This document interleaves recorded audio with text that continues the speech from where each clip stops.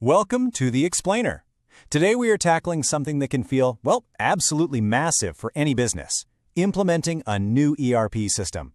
We're going to break it all down, step by step, using Tally Prime as our guide to give you a clear and simple playbook to follow. So, first things first, let's make sure we're all on the same page. What even is an ERP? You hear the term thrown around all the time, but honestly, it's not just another piece of software. You got to think of it as the new central nervous system for your entire business. It's the one place where everything connects: your finance, your sales, your inventory, all of it into one single unified system. All right, let's get into the playbook. We've broken this whole thing down into 4 really clear stages to make it manageable. First, we're laying the foundation with some solid planning. Then, we get into actually building the system. After that, we make sure it's going to be a success with testing and training. And finally, we'll talk about the big day, go live, and what comes after. So let's kick off with stage 1, laying the foundation. This part is all about planning, and I mean meticulous planning. Think of it like this: you wouldn't build a skyscraper without a detailed architectural blueprint, right? Well, this is that.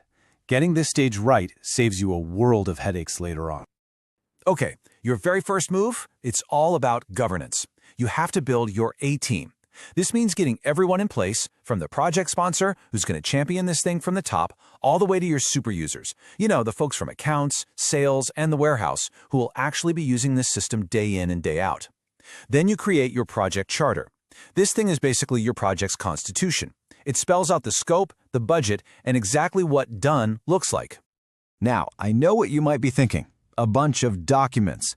But trust me, these are your absolute best friends for keeping the project on track, especially that software requirement specification, the SRS. That's where you map out in detail how your purchase and sales processes are going to work, making sure they're super smooth for your teams. These documents are your defense against that dreaded scope creep and keep your budget from blowing up. With a solid blueprint signed, sealed, and delivered, we can move on to stage 2, actually building the system. This is where all that planning starts to become a real, functional piece of software for your business. And now we come to what is, without a doubt, the most critical part of the build. I like to call it the heart transplant of your business: data migration. Seriously, the source material we're using flags this as absolutely critical, and for good reason. Moving all your historical data from your old system into the new one, well, it's risky. If you get it wrong, nothing works. It is absolutely non-negotiable. So, how do you manage that high-stakes surgery? You follow a process, a very specific one. You don't just dump the data over. No, you back it up first. Then you clean it meticulously, getting rid of all the junk. You map it. And here's the most important part: you do a full dress rehearsal, a test migration. This is where you find all the problems before it really counts.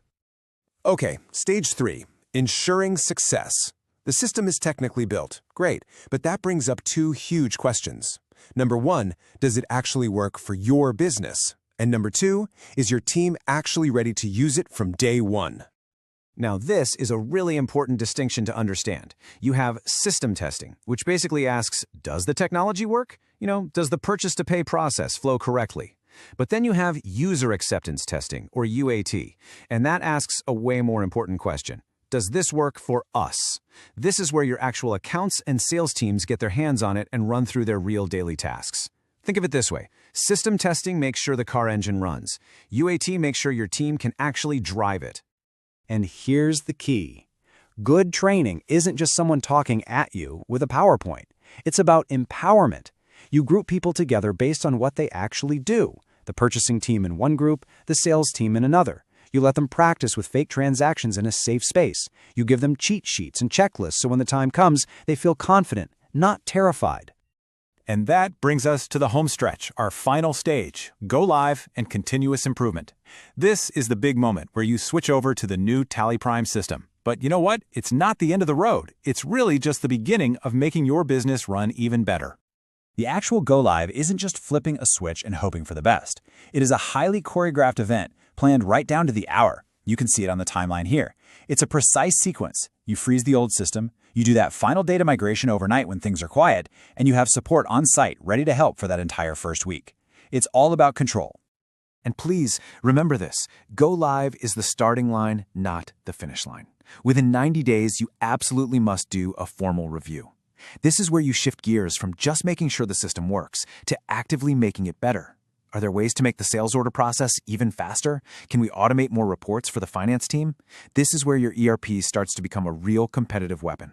Look, in a project this big, things can and will go wrong. It's just a fact. But what this table shows you is how to be smart about it. For every common risk, like bad data or last-minute changes, there's a proactive step you can take to soften the blow. It's all about managing risk instead of just reacting to crisis. So, if you take away just one thing from all of this, let it be this. A structured, detailed plan is what turns a scary, complicated IT project into something your business can actually manage and succeed with. It's that structure that gives you control, and ultimately, it's what guarantees a win. Which leaves us with one final thought for you to chew on for any big project you're thinking about.